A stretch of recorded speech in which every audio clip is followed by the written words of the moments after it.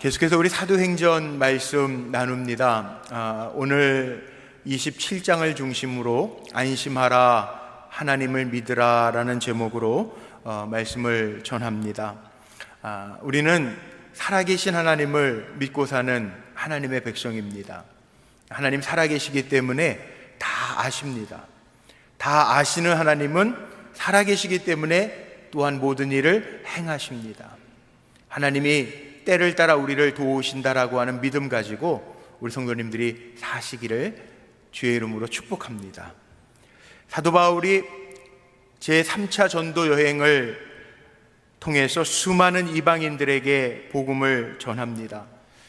복음의 사도였지만 사도 바울에게 하나님의 주신 꿈, 비전이 있었고 또 사도 바울이 간절히 기대했던 열망이 있었습니다. 그것은 그 당시에 세계 중심이었던 로마, 그 로마에 가서 복음을 증거하기를 간절히 원했습니다. 왜냐하면 로마가 세계의 중심이었기 때문에 그곳이 예수 그리스도의 능력 안에서 복음이 전파되어지면 세계 곳곳으로 하나님의 복음이 퍼져나갈 것을 믿었기 때문에 그랬습니다. 결국 사도 바울이 기대했던 대로, 그리고 하나님이 바울에게 약속하셨던 대로 이제 로마로 27장 말씀에 보면 향하게 되어지죠. 그런데 문제는 정말 복음의 투사가 되어서 사도 바울이 멋진 모습으로 로마에 들어갔으면 얼마나 좋겠습니까? 그런데 오늘 말씀에 보면 그렇게 우리가 기대했던 모습으로 로마로 향하여 기세등등하게 정말 복음의 투사가 되어서 로마로 향하는 것이 아니라 오늘 말씀에 보면 죄수의 모습으로 배에 올라서 로마로 향하고 있습니다. 얼핏 생각하면 이럴 수가 있나, 정말 복음을 위해서 고난받고 박해도 받고 죽을 위기도 경험하고 감옥에도 갇혔던 하나님의 귀한 일꾼인데 정말 하나님의 일꾼답게 멋지게 로마에 들어가면 참 좋았을 텐데 왜 이럴까? 우리가 그런 생각도 가질 수 있습니다. 그런데 여기에는 하나님의 뜻이 있습니다. 사도행전 27장 말씀을 읽고 묵상하면서 이 사도행전 27장 말씀 속에는 하나님의 섭리뿐만이 아니라 우리가 인생을 살아가면서 당하는 어려움들도 있겠지만 진짜 인생의 주인은 누군가? 내 인생의 주인이 누군가? 사람들에게는 사람의 계획이 있습니다. 물론 하나님이 우리를 향하신 계획도 있습니다. 그런데 진짜 우리를 향하신 하나님의 계획, 그리고 우리 인생의 주인은 누구신지를 오늘 본문을 통하면 볼 수가 있습니다. 사도 바울이 배를 2번이나 타죠. 아드라 붓데노라고 하는 2절에 나오는 배에 올라서 또 타고 가다가 6절에 보면 알렉산드리아라고 하는 배에 갈아타서 승선해서 미항까지 가서 거기에서 다시 로마를 향하게 되어집니다. 미항이라고 하는 것 이름 그대로 아름다운 항구고 오늘 베닉스라고 하는 항구가 나오는데 이 베닉스라고 하는 항구는 미항에서부터 65km 정도 떨어져 있는 그레데 항구 도시인데 이 베닉스라고 하는 곳은 어떻게 보면 오늘 본문에도 나와 있지만 선원들이 긴 겨울을 지날 수 있는 볼거리, 즐길 거리가 많은 항구였습니다. 세속 도시였습니다. 사람들은 이 베닉스라고 하는 곳에 가서 겨울을 난 다음에 로마로 향하여 가자라고 이야기를 하죠. 그런데 오늘 이 사도행전 27장 말씀을 잘 보면 사도 바울이 탔던 이 알렉산드리아 배가 베닉스를 향하여 가다가 유라굴로라고 하는 큰 광풍을 만나서 파손되어지는 이야기가 사도행전 27장의 말씀입니다. 배 안에 있던 많은 사람들이 삶과 죽음의 기로에 놓여지게 됩니다. 다 죽을 것 같은 위협 속에 놓여집니다. 이런 절박한 상황 가운데에서 바울이 보여준 모습은 정말 이 어려운 때를 살아가는 우리에게 하나님이 보여주시는 위로, 소망을 주시는 말씀입니다. 우리가 인생을 살면서 무엇을 붙들고 살아야 될까요? 바울은 하나님 붙들고 살거든요. 다메섹에서 주님을 만나고 주의 음성을 듣고 나서는 저의 인생이 180도 바뀌어서 주님만 붙들고 살아갑니다. 오늘 27장 1절로 26절까지 말씀을 읽었는데 오늘 읽은 말씀을 봐도요, 사도 바울의 말 속에는 위험을 막아주는 말, 또 잘못된 것을 깨닫게 하는 말, 어려움 중에도 사람들을 안심시키고 소망을 주는 말들을 사도 바울은 합니다. 그런데 많은 사람들은 또 바울을, 죄수들을 이끌고 갔던 백부장 율리오 같은 사람들은 바울의 말에는 귀도 기울이지 아니하고 선장과 선주의 말에만 귀를 기울입니다. 인생의 풍랑을 만났을 때 우리가 진짜 붙들어야 될 것, 의지해야 될 것은 무엇입니까? 오늘 10절 말씀해 보니까 바울이 그렇게 얘기하죠. 말하되 여러분이요, 내가 보니 이번 항해가 화물과 배만 아니라 우리의 생명에도 타격과 많은 손해를 끼치리라 하되, 항해를 지금 만류하고 있어요. 왜냐하면 바울도 3번에 걸친 전도 여행 가운데 배를 타고 가다가 배가 파손돼서 죽을 뻔했던 위기를 이미 경험했기 때문에 그렇습니다. 특별히 이 시기에는 대속죄일이 지난, 이 금식하는 절기인 대속죄일이 지난 이 시기, 이스라엘 절기로는 7월 달이고 지금 우리식으로 얘기하면 태양력에 비춰보면 10월 초쯤 됩니다. 이 시기에는 북동풍이 불어와서 큰 광풍 때문에 배들이 항해하다가 위험한 가운데 빠질 수가 있었던 때였습니다. 우리식으로 얘기하면 이제 지금 장마철이 되지 않았습니까? 장마가 지나가고 7월, 8월이 되면 우리나라에도 저 태평양 남쪽에서부터 태풍이 들어오잖아요.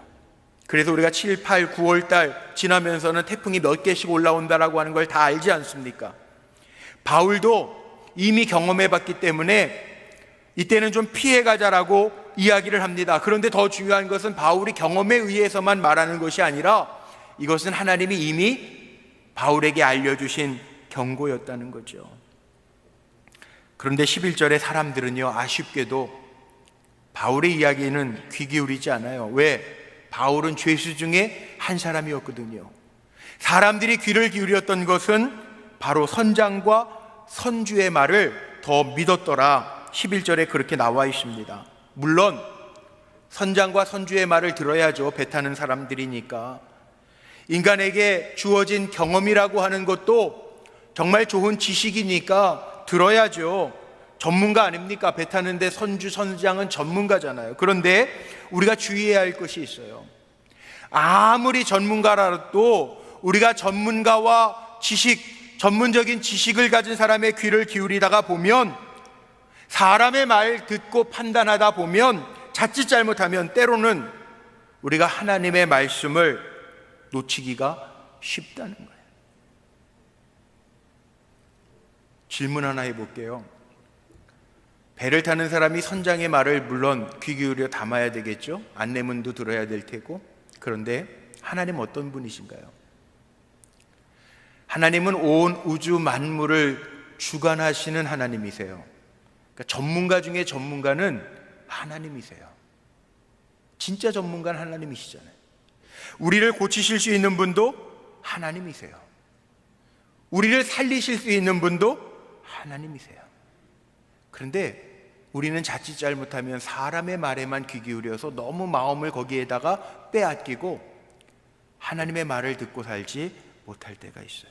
결국은 바울의 말, 하나님의 경고는 무시하고 사람의 말에만 귀 기울였던 이들은 출항을 했다가 큰 파선의 위기를 만납니다. 우리들 가운데에도 요즘 현대인들이 많이 관심을 기울이는, 의존하는 학문들이 있죠.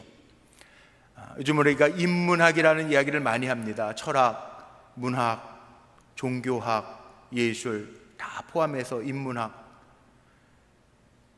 철학이라고 하는 것, 과학이라고 하는 것 의존합니다. 우리가 코로나 이전에 불과 몇 달 전만 해도요, AI 시대다, 4차 산업혁명 시대다, 이런 말 많이 하면서 AI 인공지능 시대 뭐든지 할 수 있을 것처럼 이야기했습니다. 그런데 무너졌잖아요. 아주 단순하게 얘기하면 철학이라고 하는 것이 우리 인간 세계를 탐구하는 학문이라고 한다면 과학, 물질 세계를 연구하는 학문을 우리가 과학이라고 이야기합니다. 살아가면서 정말 철학, 과학 중요한 학문들입니다. 그런데 철학이, 과학이 우리의 삶을 보장해 주나요? 제가 말씀을 준비하면서 찾아봤습니다. 우리 철학이라고 하는 말, 헬라어로 이미 필로조피아라고 하는 단어, 지혜를 사랑한다라고 하는 뜻을 가진 철학이라고 하는 단어는 다 알고 있습니다. 근데 이 도대체 철학이라고 하는 말이 언제부터 시작되었는지를 제가 찾아봤습니다. 그랬더니 주후 600년 전경에 원래 헤르도토스라고 하는 학자가 있었는데, 이 헤르도토스라고 하는 학자는 주후 450년경의 사람이에요. 이 사람이 역사라고 하는 책을 썼는데 그 책 가운데 이 철학이라고 하는 단어가 언제부터 쓰여졌냐 하면 솔론이라고 하는 사람이 이미 BC 650년경에 철학이라는 단어를 썼다는 거예요. 근데 철학의 정의가 그때 뭐였냐 하면 철학의 정의가 이런 거였습니다. 신을 두려워하고 인간의 한계를 인식하는 것이 지혜요 철학이다. 이 자리에 또 철학 교수님도 계시니까 제가 뭐 함부로 말할 수는 없겠지만, 철학이라고 하는 거 학문 처음에 인류 최초의 역사학자면서 인류학자였던 헤르도토스라고 하는 학자가 철학을 이야기하면서 철학이라고 하는 것은 이미 주님이 오시기 전 650년경 전에 솔론이라고 하는 사람을 통해서 철학의 정의가 내려졌는데, 신을 두려워하고 인간에게는 한계가 있다라고 하는 것을 아는 지혜, 그것이 철학이라는 거예요. 무슨 얘기인지 아세요? 저는 성경이 더 정확한 것 같아요. 성경에 보면 잠언을 지혜서라고 이야기하는데 잠언 1장 7절에 보면 우리가 너무나도 잘 아는 말씀이 있어요. 여호와를 경외하는 것이 지식의 근본이거늘 미련한 자는 지혜와 훈계를 멸시하느니라. 지금은 철학이 인간이 무엇으로 사는가, 어떻게 사는 것이 진정한 삶인가, 이런 문제들을 풀어가는 학문인데, 철학이나 과학이 인생에 답을 주는 건 아니에요. 생각해 보세요. 과학 발달 중요합니다. 그런데 그 과학이 우리의 삶을 책임져 주는 거 아니에요. 얼마 전에, 며칠 전에 저희 교회 집사님이셨죠. 내과 의사요, 재생병원의 내과 선생님이었던 양성우 집사님이라는 우리 성도님이 계셨어요. 그분이 얼마 전에 이 대전으로 병원을 옮겨가셔서 이사를 가셨습니다. 그래서 코로나 기간 동안에 책을 쓰셨더라고요. 내과 의사로서, 과학자로서 당신의 아픔이 낫길 바랍니다 라고 하는 책을 쓰셨는데 너무 재밌게 병원 이야기를 쓰셨어요. 그런데 집사님답게, 신앙인답게 그 책의 내용을 보니까 거기에 그런 말이 있더라고요. 사람들이 죽을 때 내과계 질환을 통해서 95%가 죽는데, 사람의 95%가 내과 질환이라는 거예요. 사고 아닌 다음에는 다 내과 질환으로 죽는다는 거예요. 어제 대화를 나눴던 사람이 오늘도 세상을 떠난다는 거예요. 근데 우리 양 집사님이요, 책에서 그런 얘기를 써놨어요. 과학도죠, 의사니까. 그런데 뭐라고 말씀에 써놨냐면, 책에 써놨냐면, 자기는 의사로서 정말 내가 치료하는 환자가 낫기를 바란대요. 그리고 최선을 다해서 치료한대요. 그런데 그를 살게 하시는 것은 자기의 영역이 아니라 하나님의 영역이라는 거예요. 맞지 않습니까? 하나님의 말씀도 마찬가지예요. 성경, 우리가 과학을 의존하고 때로는 철학을 의지하고 어떻게 살까 고민하면서 살겠지만, 철학과 과학이 답이 다 있는 게 아니에요. 그런데 성경 말씀은 우리가 어떻게 살아야 되는지, 무엇을 의지해야 되는지, 우리가 사나 죽으나 누구의 손에 의하여 있는지 그 답이 하나님의 말씀에는 다 있다는 거예요. 사도 바울은 이 진리를 알았기 때문에 하나님을 경외하는 삶을 살았고 그 하나님의 영광을 위해서 삽니다. 목표가 분명했습니다. 물론 이 알렉산드리아 배에 탔던 많은 사람들이 있습니다. 선장도 있고 선주도 있어요. 사람들이 다 목표가 있었겠죠. 선장, 선주는 그 배를 타는 사람들을 목적지까지 잘 옮겨주고 백삭스를 받으면서 부자가 되는 목표가 있을 수도 있겠고, 백부장 율리오를 비롯한 군사들은 죄수를 로마로 잘 이송해야 될 목표를 가진 사람들도 있었을 터이고, 또 무역하는 사람들이 그 배 안에 있었는데 그 무역하는 사람들은 무역하면서 많은 이득을 얻어 잘 사는 것을 꿈꿨을지도 모릅니다. 근데 바울은요, 이 배에 타고 있는 많은 사람들과 같지 않은 목적, 바울은 오로지 복음을 전하기 위한 목적을 가지고, 목적이 아주 분명했어요. 이미 사도행전 19장 21절 말씀에 보니까 바울은 계획하고 있었습니다. 바울은 마게도냐와 아가야를 거쳐 예루살렘에 가기로 작정하여 이르되 내가 거기 갔다가 후에 로마에도 가리라 다짐하고 있었고요. 그 당시에 로마는 세계의 중심지였고 세계 정치, 경제, 문화, 예술, 상업의 중심지였기 때문에 그곳에 가서 복음을 전해서 많은 사람들로 하여금 정말 하나님의 사람, 구원받은 하나님의 백성들이 되기를 원하는 마음으로 그렇게 꿈꾸어왔고, 사도행전 23장 11절 말씀에 보면 하나님이 또한 바울에게 주신 비전이 있어요. 뭐라고 말씀하셨죠? 가이사라 감옥에 갇혀 있을 때 밤중에 주께서 바울 곁에 서서 이르시되 담대하라, 내가 예루살렘에서 나의 일을 증언한 것 같이 로마에서도 증언하여야 하리라 하시니라. 하나님의 명령이 있었어요. 하나님 주신 꿈이 있었어요. 그래서 바울은요, 복음을 위해서 고난받지만 자기가 가졌던 열망, 복음의 열망이 있었고, 또 그 열망에 하나님이 뒷받침해 주셔서, 보증해 주셔서, 꿈을 주셔서 너는 반드시 로마에 가서 가이사 앞에 서서 복음을 증언할 것이라 말씀해 주셨기 때문에 바울은요, 예수 믿고 나서 목표가 분명했습니다. 고린도전서 10장 31절 말씀에 보면 바울은 이렇게 얘기하죠. 그런즉 너희가 먹든지 마시든지 무엇을 하든지 다 하나님의 영광을 위하여 하라. 빌립보서 1장 20절 옥중에 갇혀 있으면서도 빌립보 성도들에게도 이렇게 얘기하지 않습니까? 나의 간절한 기대와 소망을 따라 아무 일에든지 부끄러워하지 아니하고 지금도 전과 같이 온전히 담대하여 살든지 죽든지 내 몸에서 그리스도가 존귀하게 되게 하려 하나니. 바울이 사는 목적은요, 분명해요. 하나님의 영광을 위하여 먹든지 마시든지 하나님의 영광을 위하여 살았고요, 사나 죽으나 나를 통하여 예수 그리스도가 존귀하게 되어지도록 살았던 사람이 바울이에요. 삶의 목표를 정하고 산다는 것이 정말 중요합니다. 우리 성도님들, 전 축복합니다. 우리 불국교회 성도님들 삶의 목적이요, 사도 바울처럼 나를 통해서 하나님의 영광이 드러나고, 내가 먹든지 마시든지 무엇을 하든지 나를 통하여 하나님의 영광이 드러나고, 내가 살든지 죽든지 나를 통하여 내 모습을 통해서 예수 그리스도가 존귀케 되어지는 그런 종들이 되시기를 주님의 이름으로 축복합니다. 삶의 목적이 뚜렷해야 되잖아요. 우리 가끔 농담이라도 이런 말 할 때 있는데 제가 그러지 말자고 그래요. 우리 무슨 일 하다가 목사님 우리 밥 먹고 하죠. 어차피 먹자고 하는 일인데. 근데 아니에요. 우리 먹자고 하는 일이 아니에요. 물론 먹는 즐거움이 있긴 있더라고요. 근데 우리는 먹자고 사는 거 아니에요. 우리는 하나님의 영광을 위하여 사는 사람들이에요. 나를 통해서 예수 그리스도가 보여지도록 사는 사람들이 바로 저와 여러분이에요.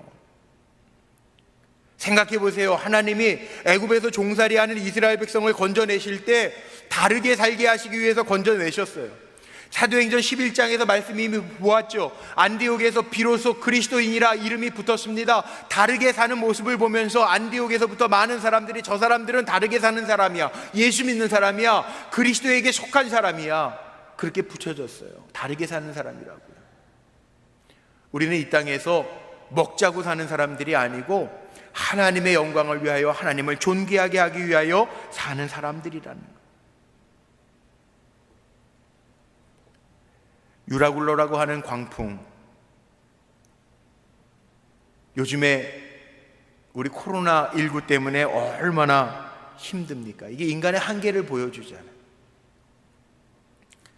AI 시대 뭐든지 다 할 수 있을 것 같았는데 우리 지금 마스크, 이 더운 날에도 마스크 끼고 예배 드리잖아요. 눈에 보이지 않는 바이러스 때문에 두려움과 또 오늘 우리 장로님 기도해 주신 것처럼 이게 얼마나 많은 삶이 바뀌었습니까? 아이들이 학교도 가지 못하고 직장도 재택근무를 하고, 오늘 뉴스 보니까 성남에 있는 버스 회사에도 확진자가 생겨서 버스 노선이 3개나 폐쇄됐다고 이야기하고, 세상이 바뀌었어요. 유라굴라라고 하는 광풍이요, 사람이 계획 세우고 베닉스라고 하는 항구로 가고자 했는데 이게 웬일입니까? 다 버려야 되잖아요. 살기 위해서 그동안 중요하게 여겼던 거 다 버리잖아요. 코로나19라고 하는 바이러스 때문에 온 세계 사람들이 두려움 속에 살아가고 있잖아요. 그런데 오늘 주시는 말씀이 있어요. 이런 어려움 속에서도 23절 말씀에 보니까 이렇게 표현되어 있어요. 뭐라고 이야기하고 있습니까? 23절 말씀에 내가 속한 바, 내가 섬기는 하나님의 사자가 어젯밤에 내 곁에 서서 내 옆에 서서 나를 도와주신다는, 요한복음 16장 13절 말씀에도 보면 거기에 이런 말씀이 있습니다. 그러나 진리의 성령이 오시면 그가 너희를 모든 진리 가운데에서 우리와 함께 하신다고 약속하고 있죠. 멸하지 아니하고 우리에게 미리 장래의 일을 알려주신다고 약속하고 있어요. 성령을 보혜사라고 표현하는데 파라크레토스라고 하는 단어를 쓰는데 곁에 계시는 영, 곁에 계셔서 우리를 도와주는 영이라는, 이 어려운 때요, 우리가 다르게 살면, 바울처럼 믿음을 가지고 살면 배 안의 사람들은 인간의 계획을 세우고 자기가 계획한 대로 나가지만, 바울은 보세요, 하나님이 어젯밤에도 이 위기 가운데 사람들은 죽겠다고 다 물건들을 던져내고 산에 중례할 때 바울은 곁에 서서 힘 주시고 말씀해 주시고 내가 도울 거니까 염려하지 마라 말씀하시는 하나님의 영이 있었다는 거예요. 우리 성도님들에게 이런 역사가 있으시기를 주의 이름으로 축복합니다. 이 하나님의 말씀이잖아요. 우리가 의지해야 될 거 하나님의 말씀. 제 뒤에 성경책이 있죠, 크게. 우리 교회 성도님들이 예전에 우리 정자동 시대에 그 봉헌하셨던 성경, 제가 시편 23편을 열어놨어요. 제가 제일 좋아하는 말씀이에요. 다윗의 고백이에요. 주는 나의 목자시니 내게 부족함이 없으리로다. 시편 23편 5절 말씀에 보면 다윗이 무슨 고백합니까? 내가 사망의 음침한 골짜기를 지날지라도 주께서 나와 함께 하심이라. 주의 지팡이와 막대기가 나를 안위하시나이다. 여기 이미 있어요. 주님 함께 하신대요. 우리도 똑같이 어려움을 당해요. 그러나 이 어려움 속에서도 바울이 똑같이 어려움을 당했어요. 바울도 그 배 안에 있었어요. 그런데 바울에게는 곁에 서서 내가 도우리라 주님의 음성 말씀이 있었다고요. 우리 예수님도 요한복음 14장 18절로 19절 말씀에 보면 이런 약속하세요. 내가 결단코 너희를 고아와 같이 버려두지 아니하겠다. 주님의 약속이에요. 우리가 정말 믿고 의지해야 될 게 뭐예요? 바울은요, 예수님 만나고부터는 삶이 달라졌어요. 세상 사람들은 베닉스에 가서 겨울 지나는 동안에 먹고 마시고 즐기자. 그런데 바울은요, 달라요. 생각하는 게. 세상 사람들 한번 보십시오. 선주와 선장의 말을 듣고 우리 베닉스로 갑시다. 겨울 거기서 납시다. 그리고 가요. 바울이 말려도 바울의 말은 믿지 않더라. 13절 말씀에 보니까 거기에다가 남풍이 불었습니다. 남풍이 순하게 불매 저들이 뜻을 이룬 줄 알고, 야, 이제 베닉스 가도 돼. 우리 도와주잖아. 날씨도 우리를 도와주잖아. 남풍이 불잖아. 그리고 가잖아요. 그런데 제 눈에 띄는 게 14절 말씀이에요. 사람들은 야, 남풍도 불고 우리 베니스까지 가서 즐기면 돼, 거기서 겨울 납시다 그랬는데 14절 말씀에 뭐라고 나와 있는지 아세요? 얼마 안 돼요. 얼마 안 돼요. 제 눈에 이 말씀이 들어오더라고요. 하나님의 뜻을 저버린 인간들, 자기들의 안위만을 생각하는 인간들, 그 시간이 얼마나 갑니까? 얼마 안 돼요. 유라굴로라고 하는 광풍이 불어서요, 섬에서부터 유라불로라고 하는 광풍이 불어서요, 온통 18절, 19절, 20절 말씀에 보면 소망이 없어요. 다 던져버려요.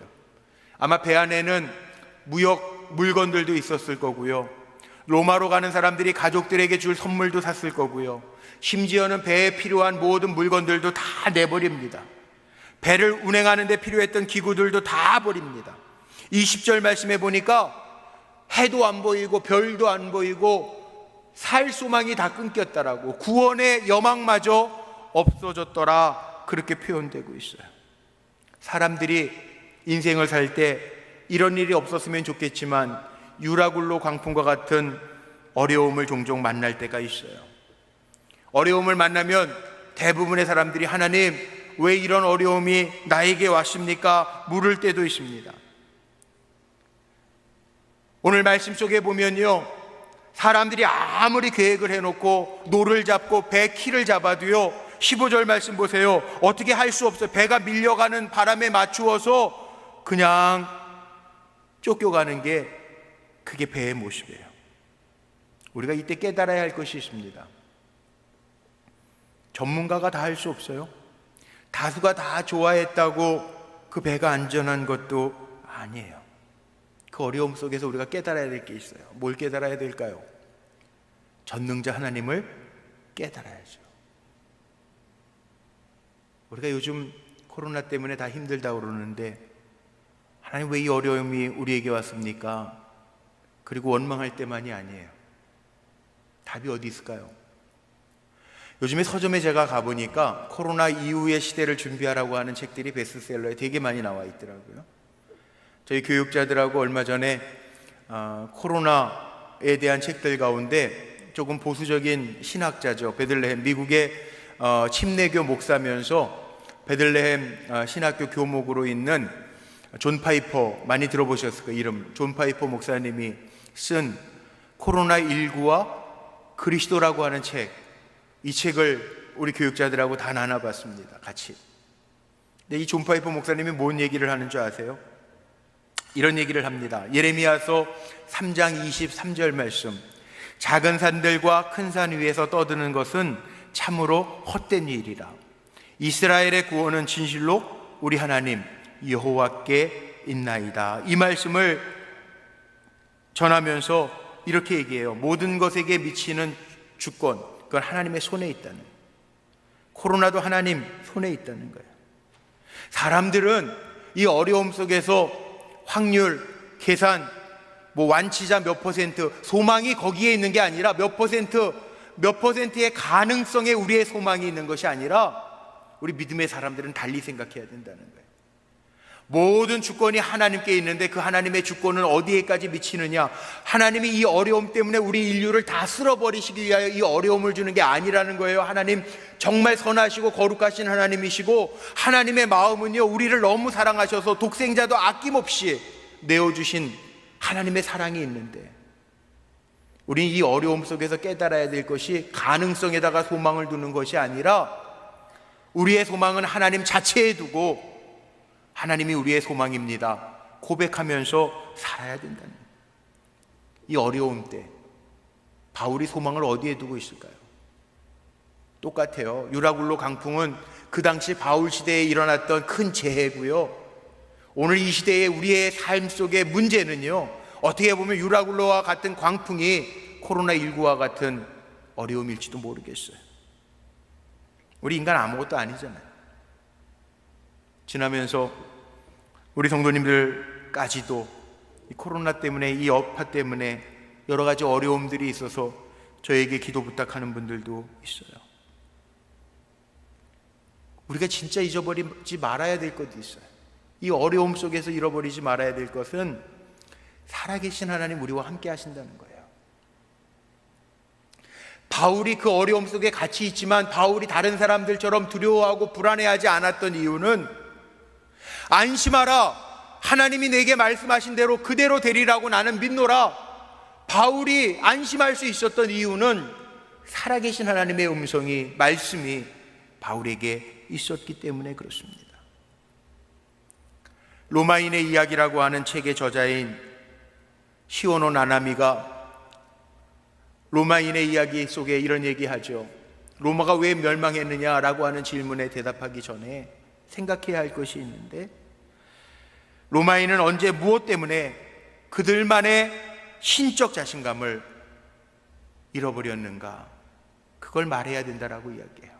혹시 나는, 우리 사랑하는 성도님들은, 오늘 이 말씀을 듣는 성도님들은 혹시 두려움 속에 나는 지금 하나님이 나와 함께 하신다라고 하는 자신감, 그 믿음을 가지고 있는가 점검해 봐야 된다는 거죠.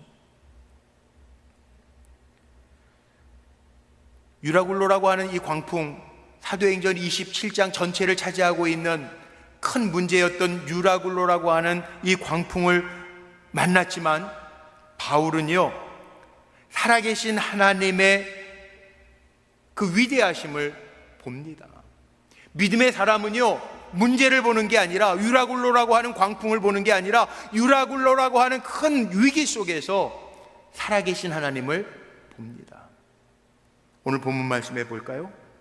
21절로 26절 말씀에 보면 바울이 소망을 주는 말씀을 선포합니다. 바울이 가운데 서서 말하되, 여러분이요 내 말을 듣고 그레데를 떠나지 아니하여 이 타격과 손상을 면하였더라면 좋을 뻔하였습니다. 그러나 내가 여러분들에게 권하노니 이제는 안심하십시오.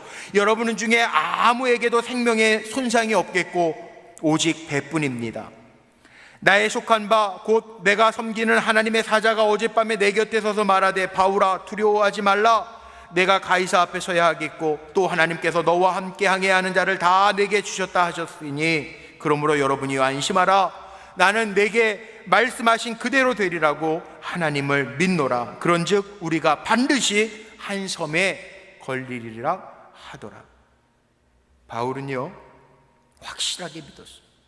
하나님이 하신 말씀은 하나님이 거둬들이시지 아니하고, 하나님은 사람이 아니기 때문에 시건치 않으시는 하나님이라고 하는 것을 알았기 때문에 믿었어요. 그래서 바울은 담대할 수 있어요. 오늘 우리가 말씀 속에서 기억해야 할 것이 있습니다. 이 위기 속에서요, 바울은 하나님이 주시는 음성을 듣습니다. 하나님은 바울에게 두려워하지 마라 용기를 주셨어요. 하나님은 바울에게 너는 반드시 이 여기에서 죽는 것이 아니라 너는 가이사 앞에 서야 할 것이다 소망도 주셨어요. 그래서 바울은요 담대해졌습니다. 왜? 옆에서 자기를 돕고 계신 하나님을 알았기 때문에. 오늘 예배드리는 성도님들, 혼자가 아닙니다. 두려워하지 마십시오. 바울이 얘기하는 것처럼 안심하십시오. 하나님이 말씀하신 대로 그대로 여러분에게 하나님이 보호하시고 지키시는 은혜가 임할 줄로 믿습니다. 말씀 마칠게요. 우리 불꽃교회 성도님들은 아무리 힘들고 어려워도 살아계신 하나님 믿잖아요. 아멘이십니까? 우린 죽으신 하나님이 아니라 살아계신 하나님 믿잖아요. 저희 교회에 오셔서 부흥회도 언제 하셨죠? 김상현 목사님, 부평의 부광교회 감독님 지나셨던 김상현 감독님, 우리 교회 부흥회도 2000년대 초반에 오셨다고 그러는데, 그 목사님 제가 얼마 전에 만났거든요. 저희 중고등학교 때 다 이렇게 선생님이셨어요. 신학생으로 하셨던 목사님. 근데 그 목사님하고 저하고 어떻게 나란히 소파에 앉아서 이야기할 기회가 있었어요. 소파에서 이야기하는데 그 목사님이 그러는 거예요. 공 목사, 나는 장로님들하고 회의할 때 얼투당투 않는 소리를 하면 장로님에게 이런 질문을 해. 뭐라고 하시는데요? 그랬더니 그 목사님 그러시는 거예요. 장로님 정말 살아계신 하나님 믿는 거 맞아요? 그러고 질문한다는 거예요. 제가 깜짝 놀라서 아유, 감독님 그렇게 얘기하면 장로님 또 시험 드시는 거 아니에요? 장로님인데. 그랬더니 아니라는 거예요. 자기가 보니까 목사 중에도 살아계신 하나님을 믿지 아니하는 목사, 그렇게 말하는 목사가 있다는 거예요. 교회에서 신앙생활하면서도 살아계신 하나님을 믿지 않고 사는 장로도 있고 권사도 있다는 거예요. 한번 우리 점검해 봅시다. 오늘 바울이 소망을 주는 말을 하잖아요. 위기 가운데에서 사람들이 다 두려워하고 떨고 죽을 것 같은 위기 속에서 바울이 얘기하잖아요. 안심하라, 어젯밤에 나에게 말씀하신 하나님 말씀 그대로 되리라고 나는 믿노라 이야기하잖아요. 전 우리 불꽃교회 성도님들이 한 분도 예외가 없이 살아계신 하나님, 그 하나님이 나에게 말씀하실 때 그 하나님의 말씀대로 되리라고 믿고 사는 진짜 신앙인들이 되시기를 주님의 이름으로 축원합니다. 우리 25절 말씀, 마스크 쓰고 계셔서 힘드시겠지만 우리 25절 말씀 함께 읽고 말씀 마칩니다. 시작. 그러므로 여러분이요 안심하라, 나는 내게 말씀하신 그대로 되리라고 하나님을 믿노라. 아무리 어렵고 힘든 시대를 살아도 유라굴로 강풍처럼 코로나19가 무섭고 힘들었어도 하나님 약속하신 대로 우리 사랑하는 성도님들과 함께 하시는 줄로 믿습니다. 살아계신 하나님과 동행하는 믿음의 종들이 다 되시기를 주님의 이름으로 축원합니다.